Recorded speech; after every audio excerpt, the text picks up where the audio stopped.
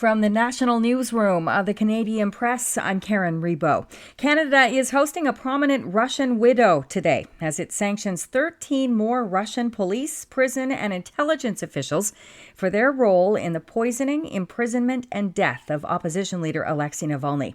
The new sanctions come as Yulia Navalny is in Ottawa for meetings with Prime Minister Justin Trudeau and Foreign Affairs Minister Melanie Joly. Joly will tell Navalny that Canada holds the Kremlin fully responsible for her husband's death last February. 3 adults are dead after an afternoon shooting at an office space in Toronto that sent a nearby daycare and an elementary school into lockdown. Police believe the person responsible for yesterday's shooting is among the dead. Police say the shooting happened in the lobby of a business that conducts financial transactions. A Sikh activist marking the anniversary of the killing of BC Temple leader Hardeep Singh Nijjar says the past year has shown they are vindicated in their claims that India targeted separatists overseas.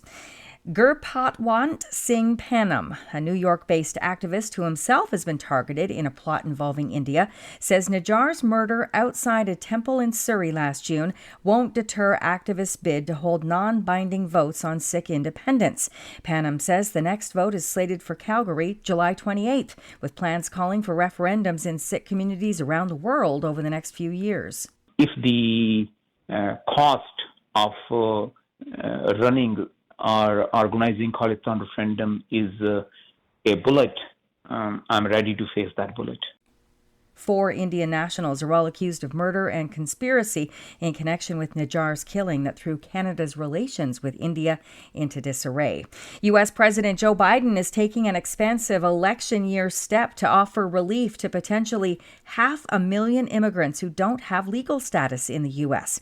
He'll announce a sweeping new policy this afternoon that would shield thousands of undocumented immigrants from deportation.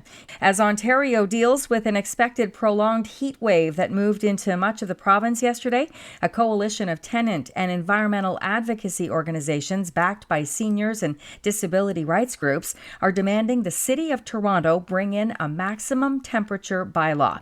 Similar to the way landlords must keep units heated when it's cold, the coalition wants the city to legislate protections to keep units no warmer than 26 degrees when temperatures rise. Canadian Press reporter Jordan Olmsted says that temperature was based on a review of BC's deadly heat wave of 2021. And what that panel found was most people were in danger when indoor temperatures remained above 26 degrees. Advocates say a bylaw setting a maximum temp for all residential units would be a first of its kind in Canada. This is the Canadian Press. In sports, the Boston Celtics won their record-breaking 18th NBA title last night with a 106-88 Game 5 win over the visiting Dallas Mavericks. Jaylen Brown was voted the NBA Finals MVP. Tonight is Game 5 of the NHL's Stanley Cup Final, with the Edmonton Oilers now down 3-1 against the Florida Panthers after Saturday night's statement 8-1 victory over Florida. As Canadian Press national hockey writer Josh Clipperton tells us, the Oilers still have a steep hill to climb, but they're confident. Obviously still a deep hole that the Oilers are in, but as Leon Draisaitl said, the mountain looks steep, but if you just look at the few steps in front of you, it's not as daunting. The puck drops tonight at 8 o'clock Eastern in Sunrise, Florida.